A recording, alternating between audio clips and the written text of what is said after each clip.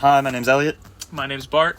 Here we're going to look at the crank position sensor, and we're going to look at different voltages, different faults, and a waveform. And we're also going to look at the cam position sensor and look at different voltages, waveforms, and volts. Here we're looking at the crank position sensor on the Equinox. It's a 3-wire sensor. It has a signal circuit, including a pull-up resistor, a supply circuit, and a ground circuit. Here we are measuring hertz on the signal wire on our crank position sensor.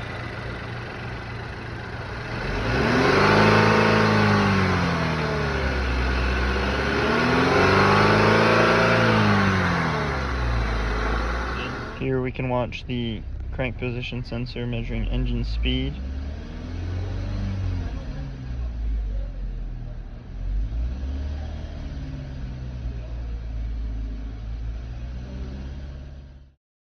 Here we have a waveform for one cycle of the crank position sensor. You can see the gap where it starts.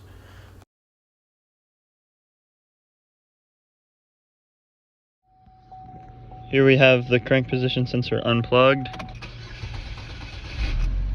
Takes a while to start. It's a delayed start, and we don't read any engine RPM. You can see our tach does not work. And code set.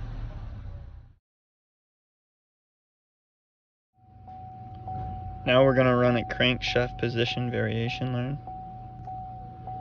Shift the transmission in park, which it is. Set the parking brake. Okay. And it's learning. Start engine. Do I have to?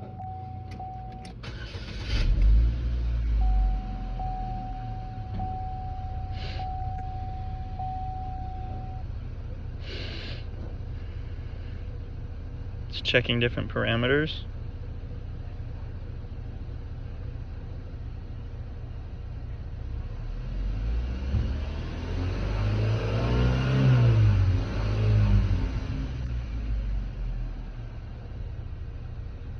Test pass. And we are relearned. Here we have two cam position sensors with both signal wires being at C. One is for the intake and one is for the exhaust. They are both 3-wire sensors.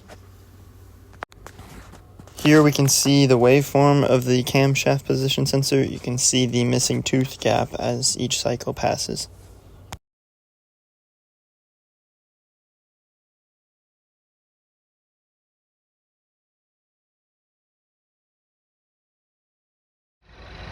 Here we have our blue line hooked to the crank position sensor, our green line to the exhaust cam position sensor, and our red line to the intake cam position sensor signal wire.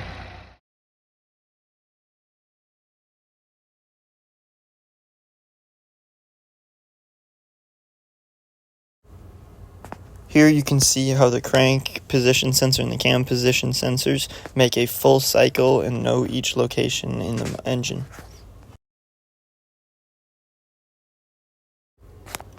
Here's the waveform of the Chevy Equinox crank position sensor with a misfire in the motor.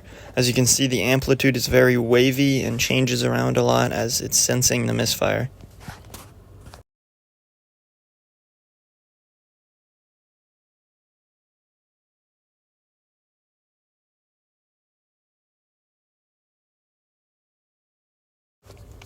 Here we can see the crankshaft position sensor on the Buick.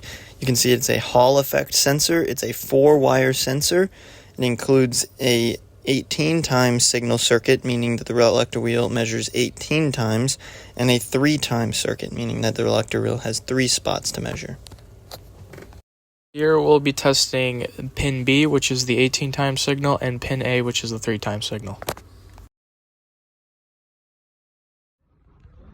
Now with the crankshaft position sensor unplugged,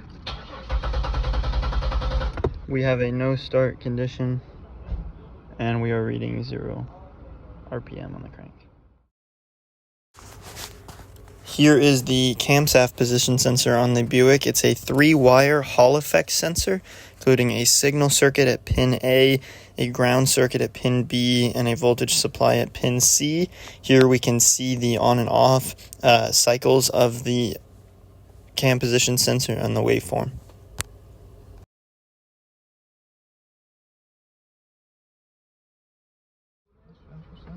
Now that we have the camshaft position sensor unplugged, we have a more delayed start and a no signal on the cam position sensor present.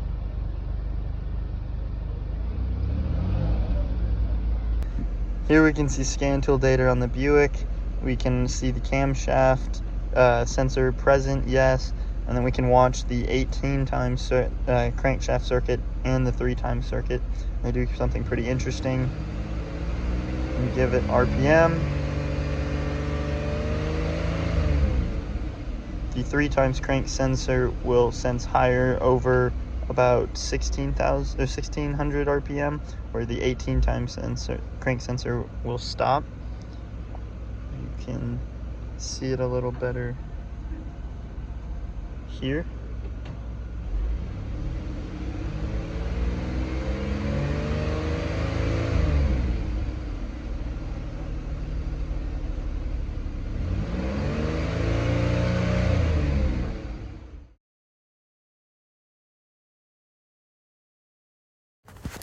Here we can see a full cycle on the Buick, including the 18 times sensor, crank position sensor, the 3 times crank position sensor, and the camshaft sensor. Layered up together, you can see a full cycle as the Buick learns where each position is.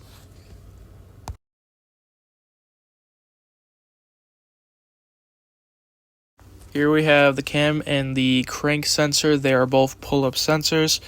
We have our camshaft position signal at pin 1, and we have our crankshaft position signal at pin 1 on the crankshaft sensor.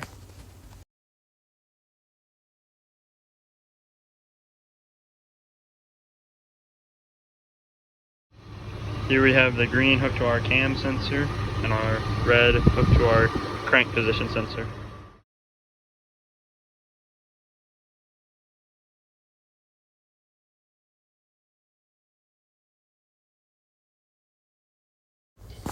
Here we can see a full cycle on the Jeep crank and cam position sensors. Each signal makes a different signal, and the vehicle compares both signals to create a full cycle as each pattern repeats.